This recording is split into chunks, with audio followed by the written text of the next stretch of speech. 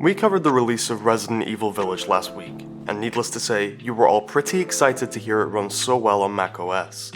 But obviously, the haters had to come out of the woods and crap all over this exciting new phase for Mac gaming. Well, to put the debate to rest, today we cover in detail how well Resident Village runs on the most basic and least powerful of M1 Macs, the 2020 MacBook Air. Hi everyone, this is Matthew, and welcome to Mac Gamer HQ. We tested our 2020 MacBook Air using different settings, including the performance graphics preset, the balance preset, Metal Effects upscaling on and off, and the whole thing using a respectable 1440 by 900 resolution. We'll get into the detailed results in a moment, but let's get out of the way. Our MacBook Air always stayed above 30 frames per second, which is an acceptable performance by all standards. Hell, some console games are actually just locked at 30 frames per second. And when using Metal Effects upscaling, you can run the game at around 60 FPS. We keep hearing complaints that performance is not good enough for a $1,000 machine. Hell, some compared it with a PC tower using Nvidia graphics cards to call it out. But that's missing the point. This is Resident Evil Village running well on a super thin laptop with integrated graphics and extremely low power consumption. This is unheard of. If we dive into the actual performance, here you can see real-time performance in frames per second using different settings. And a massive disclaimer here, the performance you see should be much better, but recording the screen while playing the game hurts performance overall. If we run the game without recording the screen, we actually get an average of 16% better performance.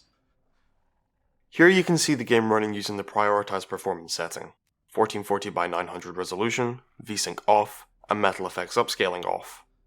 The game runs on average between 40 and 50 FPS, with occasional dips to around 34 frames per second, and going as high to 59 frames per second in confined spaces. If we turn Metal Effects upscaling on in quality mode, performance increases by around 17%, hovering around 55 FPS, even during combat. Uncle Jeremy did say that Metal Effects upscaling was a big deal. We're introducing Metal Effects upscaling, which enables developers to render rich, visually complex scenes even faster. Using balance mode and Metal Effects off, performance definitely takes a hit. With frames per second hovering on average between 30 and 40 FPS, that's a notable 10 frames per second less compared to using the performance graphics preset. The game does dip below 30 FPS in intense fighting sequences, which is a big no-go. If you turn Metal Effects on again, frames stabilize over 30 FPS between 32 and 36 frames per second. And again, keep in mind that we're wasting significant performance by screen recording these benchmarks. If you try this at home, you'll see better results.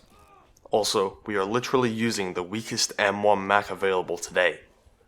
Keep in mind that performance here isn't as good as normal because we have a base 13-inch MacBook Air featuring an 8-core CPU, 7-core GPU, and only 8GB of unified memory.